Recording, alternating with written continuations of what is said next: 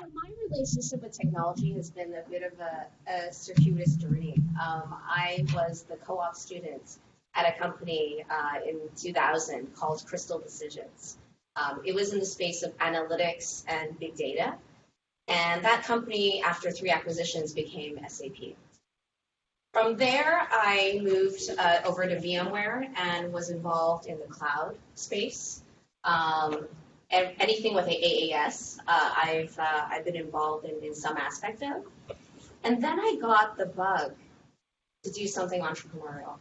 Um, and being from a tech background, what I guess inspired me in so many ways was starting to be part of this AR/VR community.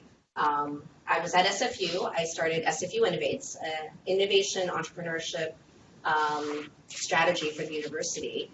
And I met with a number of folks, including Larry and Patrick and Saeed, and everyone really starting to share the incredible work, both industry and academic and applied, happened to come together. So when Angela Pan, CEO of iExpo, came to me about 2 years ago and said, I need someone to help co-lead this organization. We are a services agency right now. We're building very custom, interactive, immersive 360 content for clients. We want to figure out how we make this into a product. How do we scale the company and build IP? I couldn't stop but jump to that chance. And so my background really is in the marketing, monetization, sales standpoint, and I've had to learn every step of the way how the technology works, how you make sense of it, the value, where do you create the intersection of value for customers. And I'm continuing to learn through this community and also in this business at iExpo. So let me talk a little bit about what we do. We came to the market problem with this notion of we're evolving experiences. We're evolving the standard of experiences that we're having literally every 5-6 years. It's evolved from mobile internet, digital experiences, and I think we're now in a phase where I think the consumer is incredibly discerning. They are looking for interactive, engaging, gamified ways to interact with products and services. Photos, videos, they're starting to get stagnant because as a marketer, coming from a marketer's perspective, you're not getting the conversion rates, you're not getting engagement.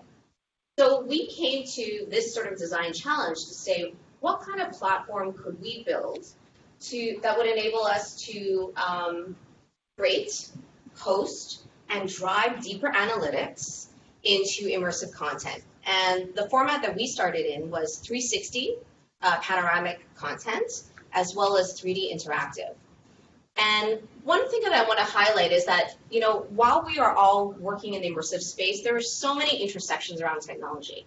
While you can build that interactivity, the data component is equally as important because that's about value creation. It's great that you can get me to interact, engage with the content better than video or photos, but what does that data tell me? And so these are the things that customers are informing us, that they want that intersection, they want that value creation. So this is an example of a piece that we created with a farm.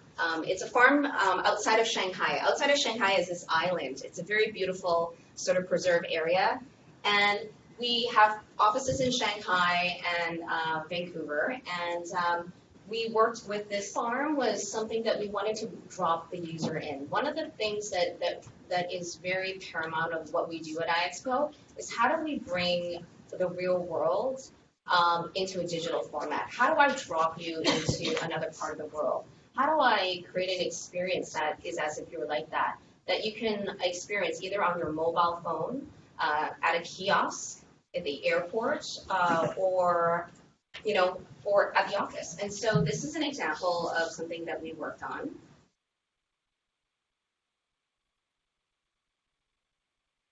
That was just multimedia. And it was interesting because we were building like 360 virtual tours. What we realized is that there could be, different ways to kind of experience it. There's different ways to kind of look at an aerial. Then you can kind of go into a squash garden. and be able to kind of see a farmer, interacting with the farm. Like the tomato one. We create little intimate moments. And again, this is another technology that is an intersection. So what we're also playing with now is not just 360. This is a 360 scene, but we've embedded a video of a farmer in motion to kind of create those intimate moments as if you were there. Kind of see him rustling through the tomatoes. So those are some examples of things that we're doing to kind of create this.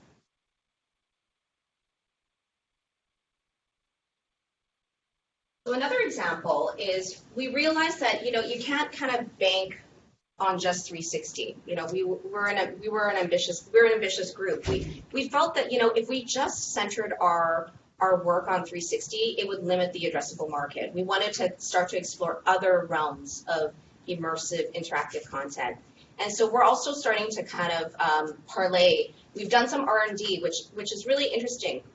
Not all of the technology that you build has to be in-house. This stuff is happening so fast that you're going to have to leverage experts. And so we partnered with Aaron Hilton. He was also part of this community before moving to Japan to leverage a technology he built. So he uses a sensor scanner and is able to scan objects literally within 1 to 2 minutes, create an OBJ or GLB model, and then you have this 3D object with the meshing, the coloring, and the texturing. But the customers were telling us that, this is not enough that you can just create a scanned 3D object. We need a way to kind of sell the object, and we need a way to kind of frame the value of that product or service. And so what happened following that is that we leveraged what we learned around 360 creation, and we developed what we called the Spotlight tool, which enables you to upload 3D objects and be able to create annotations around that product, embed videos, be able to kind of highlight what that tool was about. So here's just a quick little video demo so that I don't have to show. And so we're starting to work with folks in the retail space as well as shopping applications to embed these type of experiences into those tools. And again, building on the knowledge of what we did, right? We started with 360, creating hotspots, and now we're doing this on the 3D side. And I think the future is going to be interesting for us. I think in order for us to kind of be ahead of the game, part of it is building in-house capabilities in advanced analytics. The data that you get from a 3D interaction is going to be very different than just viewing a video. But also in looking at different partnerships that you can build across the community with other startups, with other inventors, to kind of bring a platform together that hosts different types of immersive content that enables you to create these with ease and simplicity, and then be able to gain insights into them. And so this is the iExpo vision and what we're building. So that's it. Thank you.